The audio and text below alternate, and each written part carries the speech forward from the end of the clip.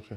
Donc, nous allons passer maintenant à l'hypothèse. Donc, l'hypothèse, on a obtenu donc les proportions. 25,52% de fleurs blanches, 49,9% de fleurs roses et 24,9% de fleurs rouges. Donc, nous allons dire que ces proportions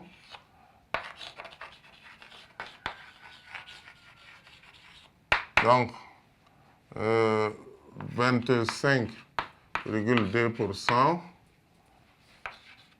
49,9% et puis 24,9% sont sensiblement égales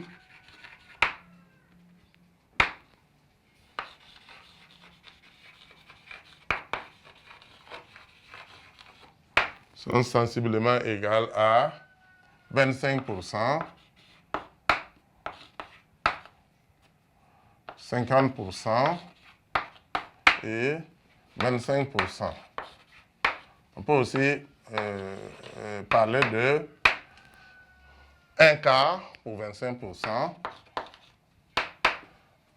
un demi pour 50% et un quart pour 25%. Donc, soit un quart, un demi, un quart. Donc, c'est les proportions qui sont attendues. Sont celles attendues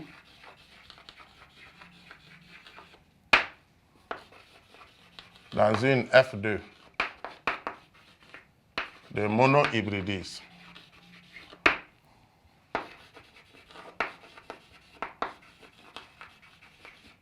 En gène autosomal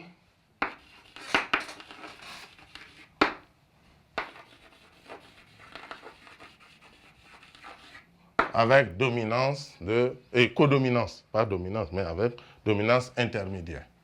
Un gène autosomal avec dominance intermédiaire. Donc, avec dominance intermédiaire. Voilà donc l'hypothèse que nous émettons. Nous émettons l'hypothèse donc de cas de monohybridisme avec codominance. Et les proportions là sont des proportions donc qui nous rappellent le monohybridisme avec dominance intermédiaire ou avec codominance. Donc, et comme nous l'avons bien dit dans notre analyse, donc nous terminons l'analyse donc par cette hypothèse-là. Et nous allons maintenant passer donc à l'interprétation pour vérifier tout ça. Est-ce que ce qu'on a obtenu expérimentalement, est-ce que théoriquement, on va retrouver les mêmes résultats? Donc, nous allons passer à l'interprétation.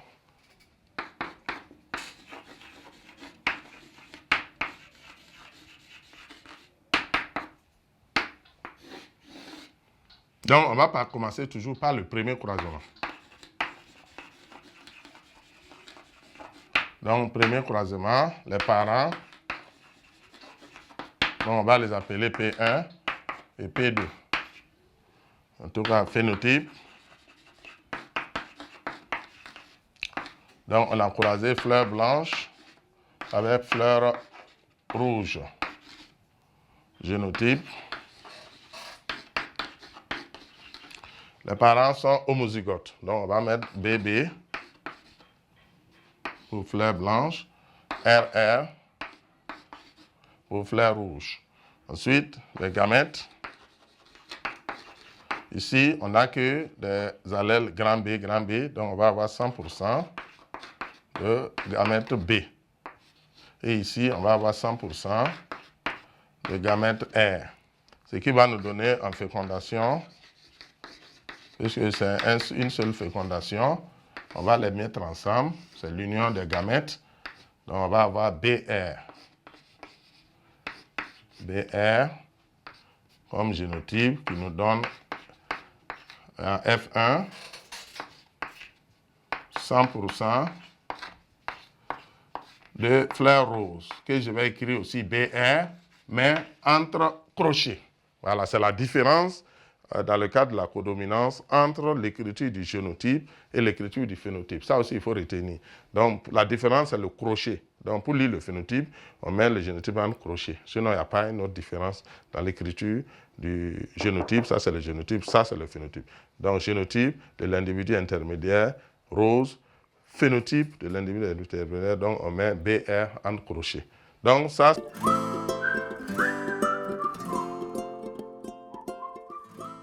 c'est le premier croisement. Donc, on va écrire que ces résultats théoriques sont conformes aux résultats expérimentaux. Donc, ces résultats théoriques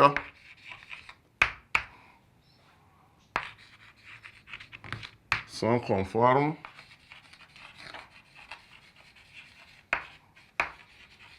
aux résultats expérimentaux. Ça veut tout simplement dire qu'on est sur la bonne voie.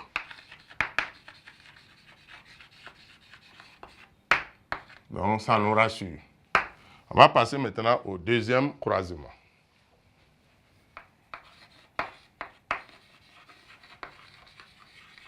Donc, deuxième croisement. Là, on a croisé les F1 entre elles. Donc, les parents. Donc, F1 croisé avec F1. Donc, phénotype. On va avoir fleur rose avec fleur rose. Génotype. On va avoir BR et puis B1. Ensuite, on va passer aux gamètes. Donc ici, on va avoir un demi de B, un demi de R.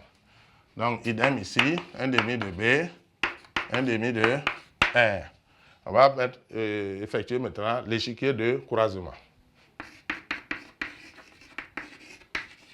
Échiquier de croisement.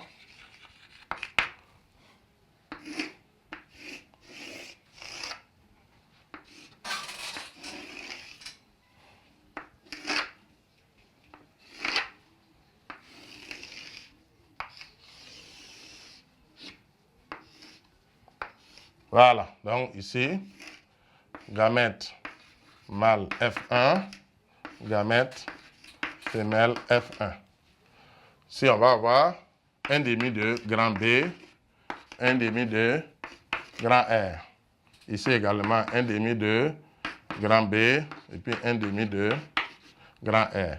Donc la probabilité que ces deux-là se croisent, ça fait un demi fois un demi, donc ça fait un quart de BB, ce qui nous donne un phénotype fleur blanche. Ici également, la probabilité que ces deux se croisent, ça fait un demi fois un demi, ça fait un quart. Un quart de BR, ce qui nous donne un phénotype fleur rose. Donc BR, fleur rose. Ici, la probabilité que ces deux se croisent, ça fait un demi fois un demi, ça fait un quart de BR, ce qui nous donne également des fleurs roses. Donc BR. La probabilité que ces deux se croisent, ça fait un quart de RR, ce qui nous donne un phénotype fleur rouge. Donc, on va faire le bilan. Ensuite, tirer donc la conclusion.